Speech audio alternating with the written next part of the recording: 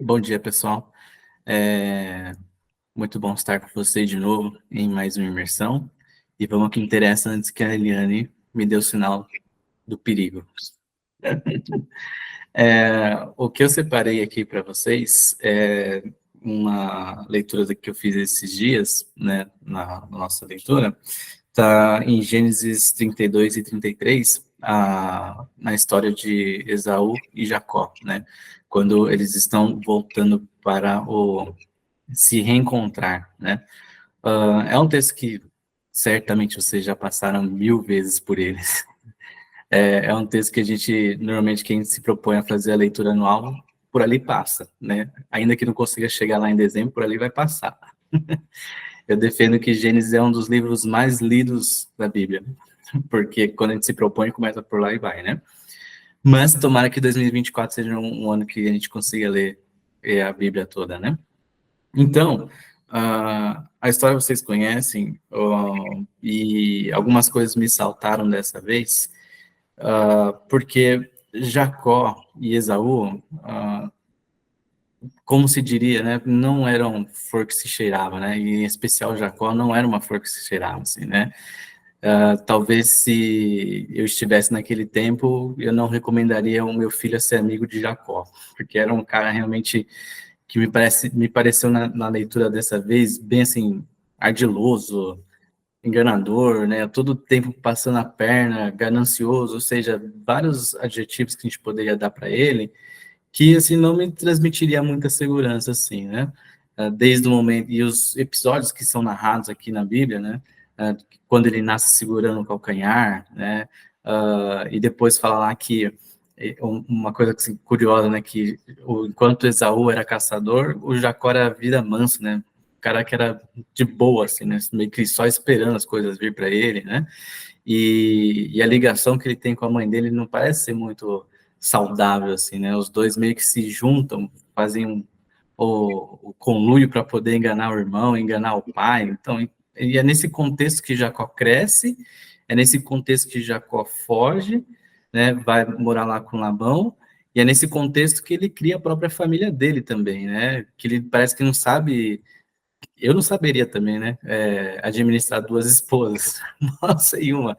E ele vai nesse contexto assim, né? Criando seus filhos e as servas e tal. E aí, quando a gente vai ver aquele episódio em que os filhos dele vendem um dos irmãos, né? O José, não é para a gente ficar surpreso, porque parece que vem nessa bagunça aí, né? Toda. Mas aí chegou o tempo, né, que Jacó, ele decide, então, voltar para a terra do pai dele, e aí ele envia mensageiros à frente, né? E aí isso está lá no versículo 6 do capítulo 32. E os mensageiros tornaram a Jacó, dizendo, fomos ao teu irmão Esaú, e também ele vem a encontrar-te, e 400 varões com ele. Então Jacó temeu muito e angustiou-se, e repartiu o povo que com ele estava. Então, é claro que, né, meu irmão é caçador, ele jurou que ia me matar, me lasquei. É uma conclusão muito fácil de se chegar, né? Então, ele começa a preparar isso, né? Então, ele manda, separa o povo dele que ele tinha, né? Manda esse povo na frente, e aí acontece um episódio que realmente vira a chave de Jacó, que me parece, né? Que ele já tinha tido outros encontros com Deus, mas esse aqui parece que é diferente. E ele passa o povo vale e ele fica para trás e tem uma noite que ele tem uma luta com Deus, né? E aí eu queria destacar alguns versos aqui. E chamou Jacó o nome daquele lugar Peniel, porque dizia, tinha visto a Deus face a face e a minha alma foi salva. E esse vi Deus face a face, para mim, é assim, muito significativo. Alguns outros personagens, a gente vê que eles tiveram esse tipo de pessoalidade com Deus, né? E aí, então, chega o momento de ele encontrar Esaú, finalmente, né?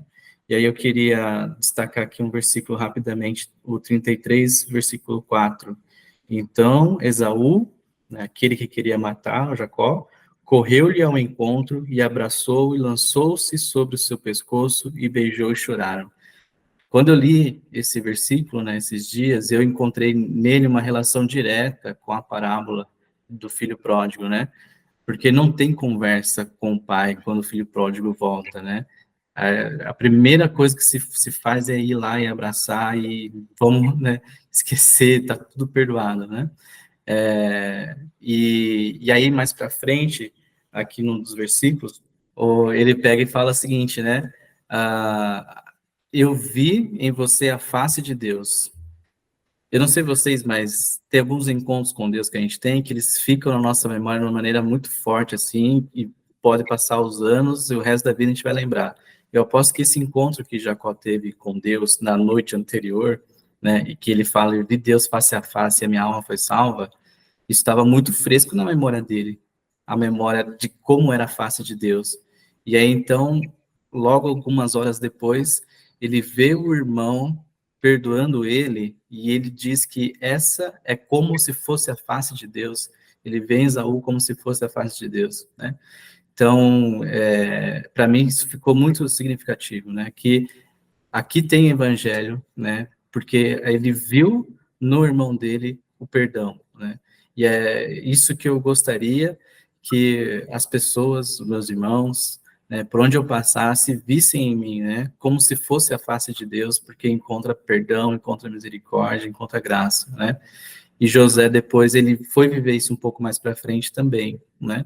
Ele, quando a gente vê que ele não tem um rancor de ter sido vendido pelos irmãos, ele fala, não, isso era propósito de Deus, né? E aí ele arma, antes disso ele arma uma arapuca, né? Ele esconde lá a taça no saco lá do Benjamim, e aí um dos irmãos fala o seguinte, né? Olha, não fica com ele, porque senão meu pai vai se angustiar, e toma o lugar do irmão mais novo, se eu não me engano, acho que é Rubem, né, que faz isso, e aí ele chora, José, né, porque José conhece a Deus e fala assim, olha, antes vocês estavam vendendo o seu irmão por inveja, né, por ganância, enfim, vocês estavam vivendo como seu pai Jacó lá atrás, mas agora vocês estão dando a vida um pelo seu irmão, né, e aí me lembrei também da passagem que Jesus fala que não tem amor maior daquele que dá a sua vida pelo seu irmão, né, então é por isso que assim, eu fiquei muito impactado, né, nesses dias, porque fui encontrando o evangelho de Jesus na transformação desses homens que eram tão, assim, ruins, que eu julgo até piores do que eu, mas ao encontrarem, né, o evangelho, a vida muda, né? E aí vem perdão, vem graça, vem misericórdia, vem renúncia, vem entrega uns pelos outros. Mas terminei. É isso mesmo.